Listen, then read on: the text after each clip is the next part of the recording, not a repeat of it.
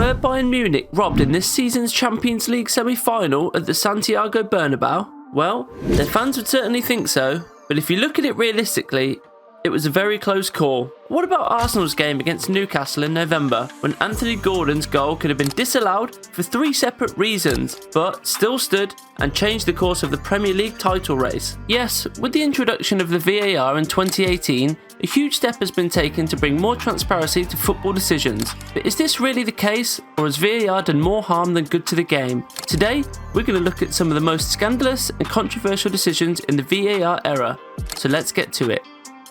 The offside call between Real Madrid and Bayern Munich in the Champions League semi-final is certainly a reason to ask, why has VAR been introduced if its rules are simply not rational? Late in the game, with Madrid leading 2-1, Joshua Kimmich delivered a long pass into the opposition box, with Bayern defenders Noussair Mazraoui and Matthijs de Ligt close to the ball. Madrid left-back Mendy cleared it, but it fell to Muller, who squared for de Ligt to volley it into the net. A moment earlier, however, the referee's signal had been heard and all the players in white had stopped playing as the ball flew into Lunin's goal. Yes, the linesman had raised his flag for offside without even being sure of his decision. In the end, the replay showed that de Ligt was offside when Kimmich passed him, but he was not involved in that micro-action before the clearance from Mendy, so Bayern's goal was completely fair. The reason the VAR could not intervene was that Simon Marciniak had already given the signal to stop the play, which, according to the rules, is a finished situation that cannot be reviewed by the video assistant referee. Yes, Madrid fans may already be wondering what to say in the comment section below,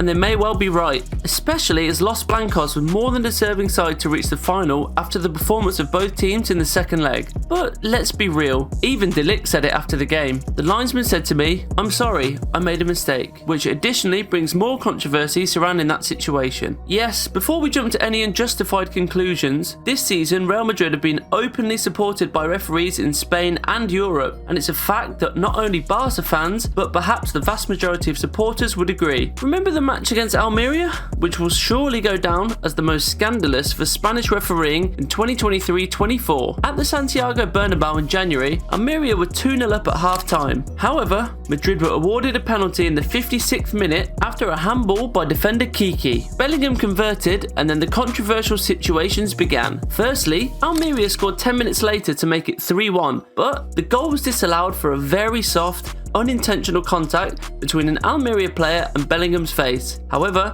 the most notable moment was Vinicius's absolutely clear handball goal to make it 2-2, which ultimately proved decisive in the 3-2 comeback. Now, let's take a quick trip to the Premier League before returning to La Liga. Newcastle versus Arsenal at St James's Park, the game that had changed the fate of the entire Premier League title race after an incredibly controversial goal from Anthony Gordon. At one point in the second half, Jacob Murphy took a diagonal shot, but his effort was inaccurate and the ball went out wide. Joe Willock, however, managed to get to it, although it was unclear whether the ball was in or out at the end line. He crossed to the back post, where Joelinton reached and the ball fell to Gordon, who tapped it into the net. In this situation, however, there were 3 possible reasons why the goal could have been disallowed: the end line call, Joelinton's potential foul on Gabriel, and Gordon's offside. Yes, as can be heard on the subsequently shared recording of the conversation between the VAR referees, there was no clear evidence for the goal to be disallowed in the first and third situations. But as far as the situation with Joelinton was concerned, there should have been a foul and the score should have remained 0-0. Yes, it looks like the decision will most probably give Man City the edge with 1 round to go in the season, as Arsenal's only chance of winning the title is if the citizens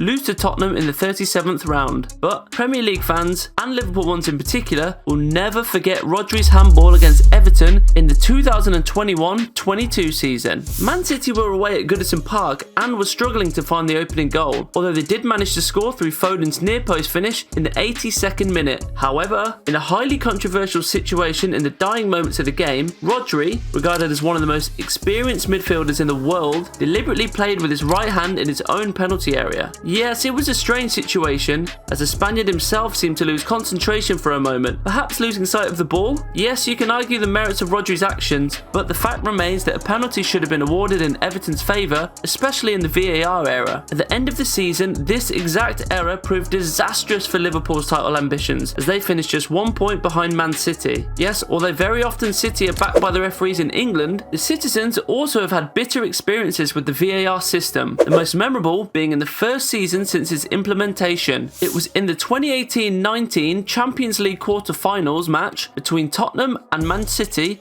that remains one of the most nightmarish games for Pep Guardiola's boys in Europe. In that spicy drama-filled clash between Man City and Spurs, there were two notable VAR-related events, both of which awarded in Tottenham's favour.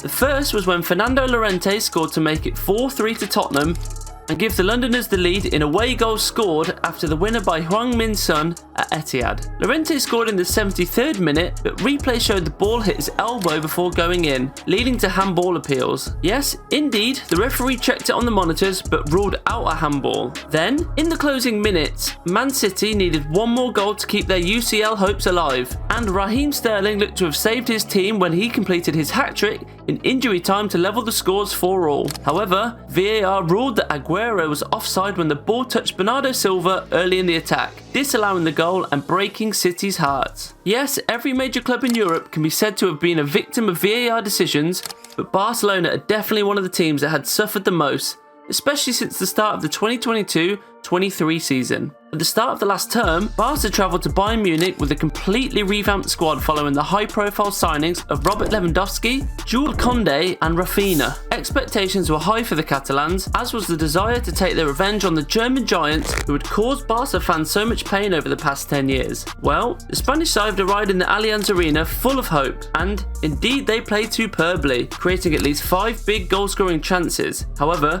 they were denied a penalty at the end of the first half for a foul by Alphonso Davies on Dembele. The Frenchman was running with the ball at his feet and was clearly stumbled by his opponent in the penalty box. And after the missed opportunities in the first 45 minutes, Bayern subsequently managed to win the game after goals from Lucas Hernandez and Leroy Sané. Interestingly, this was not the only clear VAR decision against Barcelona in the same Champions League campaign. In fact, the Catalan Giants' very next game against Inter at the Giuseppe Meazza was only marred by controversy. A stunning strike from outside the area put Inter ahead in the first half, but then Barcelona began to attack in search of an equaliser. First, the away side had a goal correctly disallowed for handball by Fati. 10 minutes later, however, Barca were denied a clear penalty after the same situation as with Fati had occurred, but this time with defender Denzel Dumfries playing with his hand. Again, a decision against Barcelona and no penalty given. And now, before we get to the most controversial of them all, let's talk about the most scandalous of the last World Cup.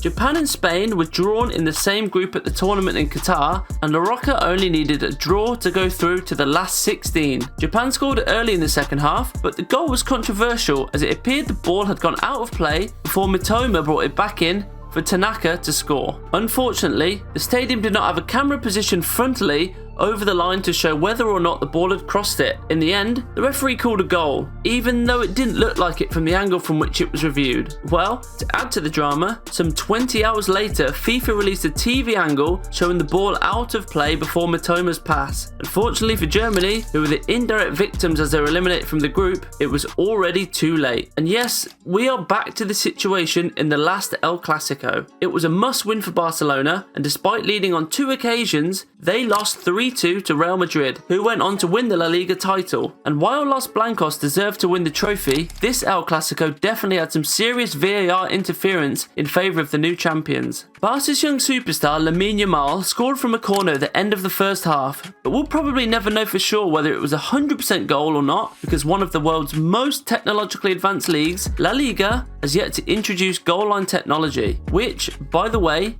was implemented in the Premier League 8 years ago. Can you believe it? The other controversial situation was the penalty awarded to Lucas Vazquez immediately after Barca's opening goal. He was dribbling with the ball inside the box when he deliberately kicked his foot into Pau Gabassis and went down. Well, that's what you call a soft penalty. In the end, Madrid won 3-2 thanks to another winner from their star player of the season, Jude Bellingham, goal in just his second La Liga match against Barcelona. Well, that was all for today's guys. Yes, we hope you're with us on the takes we discussed, but even if you're against some of them, feel free to share your views in the comment section. Also, before you leave, please like, subscribe and check some of our latest uploads. See you in the next one.